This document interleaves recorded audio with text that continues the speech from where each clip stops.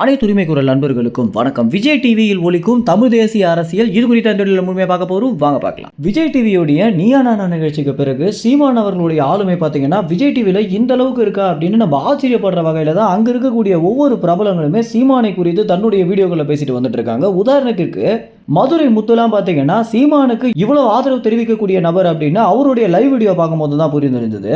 மதுரை முத்து பார்த்தீங்கன்னா தமிழ்நாட்டில் ஏகப்பட்ட பிரச்சனைகள் நடக்குது அப்படின்றத அவருடைய லைவ் வீடியோவில் பேசிட்டு இருந்தாரு.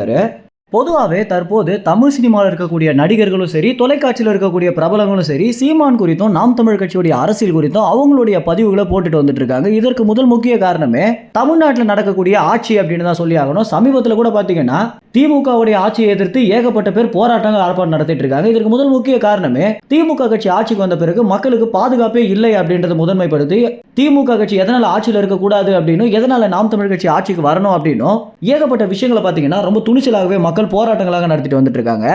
இதுல ஒரு நபரான மதுரை முத்து பாத்தீங்கன்னா எல்லா வாட்டியுமே அவருடைய லைவ் வீடியோல ஏதாவது ஒரு அரசியல் விஷயம் குறித்து பேசிட்டு வந்துட்டு இருக்காரு. இதுல தற்போது என்ன சொல்லியிருக்காரு அப்படின்னா, லைவ்ல ஒரு பேசிட்டு இருக்கும் போது ஒரு நபர் பாத்தீங்கன்னா தமிழ்நாட்டை பொறுத்த வரைக்கும் யார் முதல்வர் ஆகணும் அப்படின்னு நீங்க நினைக்கிறீங்க அப்படின்னு ஒரு கேள்வி எழுப்பியிருந்தார். இதற்கு மதுரை முத்து சற்றும் யோசிக்காம, நம்ம எல்லோருமே நாள்தோறும் போராட வேண்டிய ஒரு சூழ்நிலைக்கு வந்துட்டோம் அப்படின்னும், ஆரம்பத்தில் நம்மளுடைய உணவு தேவைக்காகவும் நம்மளுடைய குடும்பங்களுடைய தேவையை நிறைவேற்றுறதுக்காகவும் வேலைக்கு போயிட்டு இருந்தோம்.